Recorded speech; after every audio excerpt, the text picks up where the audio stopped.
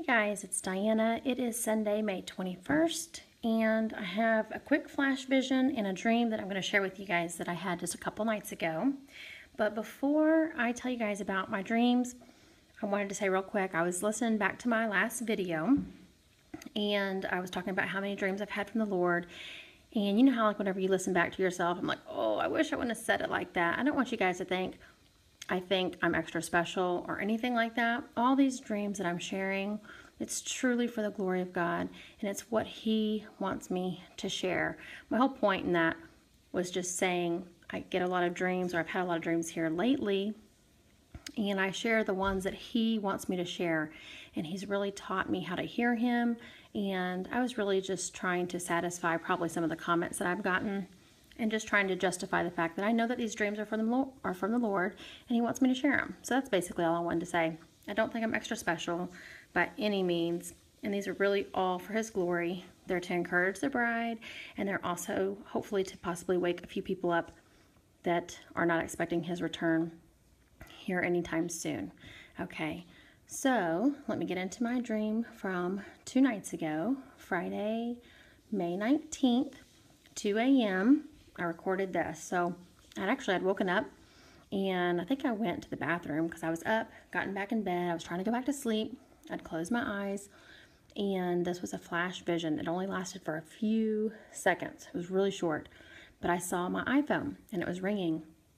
I picked it up, and I don't remember the numbers that I saw, but I saw the name and who was calling, like caller ID, right? I saw the J, and I knew it was Jesus. It was so quick. I literally saw it. I saw the J, and I knew instantly it was Jesus calling. And then the flash vision ended. And I opened my eyes. I rolled over. I was like, oh, Jesus was calling. Okay. So I wrote it down on my little pad at night, like at 2 a.m. It was all scribbly. I said, iPhone, Jesus calling. Okay. It was really neat. I'm going to share with you guys a dream that I had that same night a few hours later. But before I do that, I just wanted to share that I woke up the next morning. I was really thinking about my dreams and the vision. And I thought that was so interesting. Oh, Jesus was calling.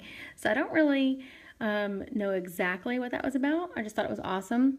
And I do have a Jesus Calling devotional book that sits on my nightstand. I don't read it every day. But I thought to myself, well, if Jesus was calling and I have my devotional book called Jesus Calling on my nightstand, then I might as well open it up to the day and see what it says. So I'm going to just read that to you real quick before I get into my dream that I'm going to share. So May 19th, the reading from Jesus Calling. I'm sure all you guys know what that devotional book is about. And this is what it says. I want you to know how safe and secure you are in my presence. That is a fact, totally independent of your feelings. You are on your way to heaven. Nothing can prevent you from reaching that destination. There you will see me face to face, and your joy will be off the charts by any earthly standards. Even now, you are never separated from me, though you must see me through eyes of faith. I will walk with you till the end of time and onward into eternity.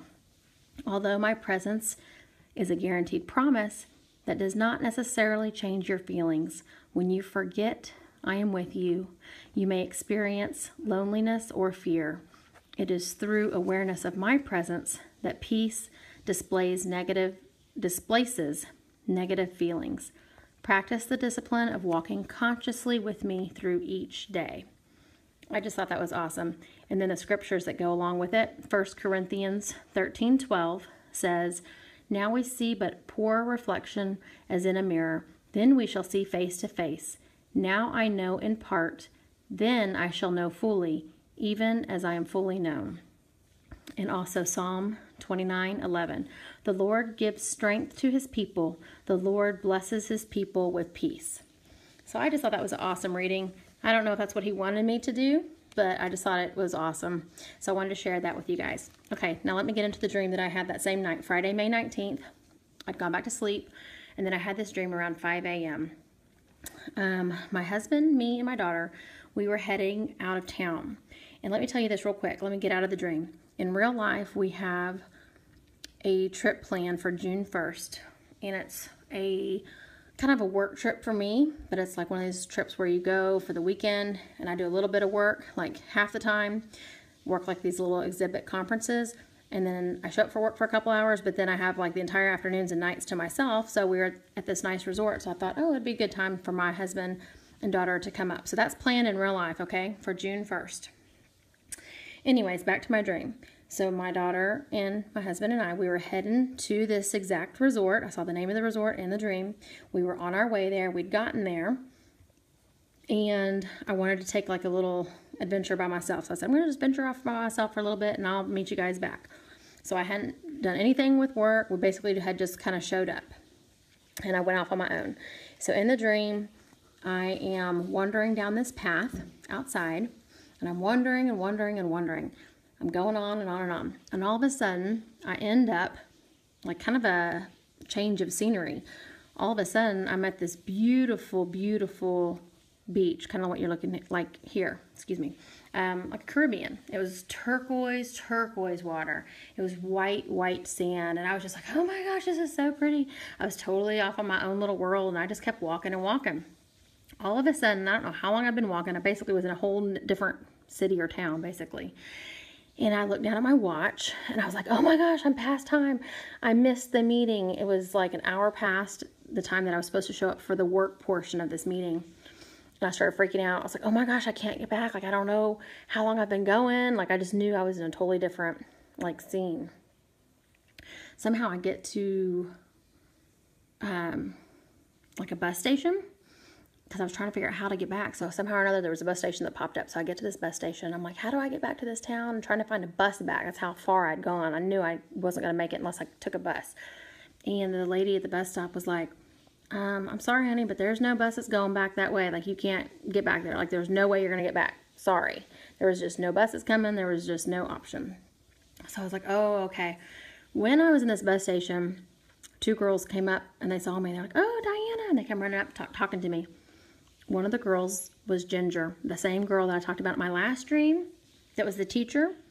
It's the same girl who showed up in this dream again. So if you guys didn't see that last video, the name Ginger means pure and virgin in English, and then Latin it means spring-like. So it was a confirmation, pure and virgin, spring-like, okay? So I saw her and another girl. The other girl's name didn't really mean anything. But I just was like, oh my gosh, you guys are here. And I don't even know, we didn't talk for very long, just a few minutes. But regardless, I knew I wasn't making it back. I had to send my boss a text. And I'm sitting here trying to type it out. And I basically said, I'm so sorry. I lost track of time. There's no way I'm making it back for this meeting. And I'm just so sorry. I just basically figured I was going to get fired. you know. But I was like, sorry. There's no way I can show up. There's no way I'm going to be able to show up. And I'm sorry. And that was basically the end of the dream. So I wake up and I'm sitting here thinking, I'm like, oh my gosh, like what in the world? You know, this trip is scheduled for June 1st.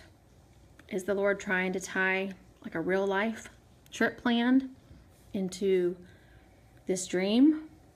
You know, I don't know. This girl Ginger showed up. This is the second time I've had a dream with her in it. And I'm not saying, but I'm just saying, you know. So guys, I just ask that you take this to the Lord.